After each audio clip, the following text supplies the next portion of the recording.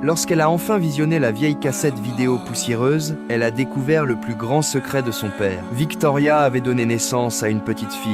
Elle s'appelait Charlotte. La personne qu'elle avait toujours cru responsable de la mort de son père avait en réalité donné naissance à l'enfant de son père. Elle était certaine que ce secret était connu de très peu de personnes, ce qui le rendait bien trop précieux pour l'ignorer. Elle décida d'utiliser cette découverte pour semer la zizanie en partant de l'intérieur de la famille Victoria pour déchirer leur toile d'intérêt soigneusement équilibrée. Elle copia la cassette dans laquelle son père reconnaissait que Charlotte était sa fille et l'envoya anonymement à Conrad. Aucun mari, après tout, ne peut accepter calmement que l'enfant qu'il a élevé pendant des années soit le fruit de la liaison de sa femme avec un autre homme. Comme prévu, Conrad confronte Victoria avec l'enregistrement. Sa première réaction fut le choc, rapidement suivi par le déni. Elle contre-attaqua en énumérant les propres infidélités de Conrad, comme si cela pouvait effacer la preuve. Conrad, cependant, ne montra aucune crainte. Il déclara que si Charlotte n'était pas sa fille, alors Victoria devrait divorcer. Il promit de lui donner tout ce qu'elle voudrait, mais pas le nom de famille Grayson.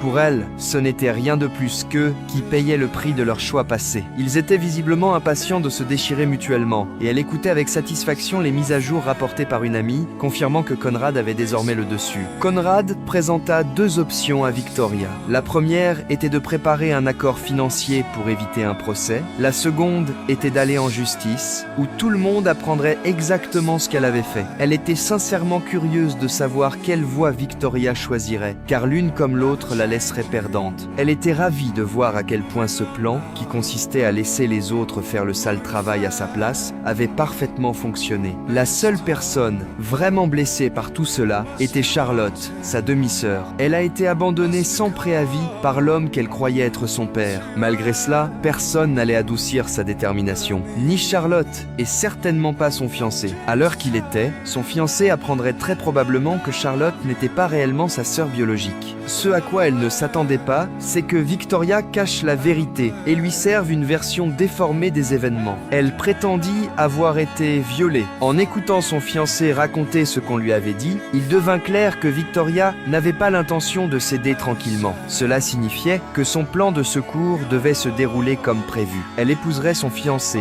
qui se trouve être aussi l'unique fils de Victoria.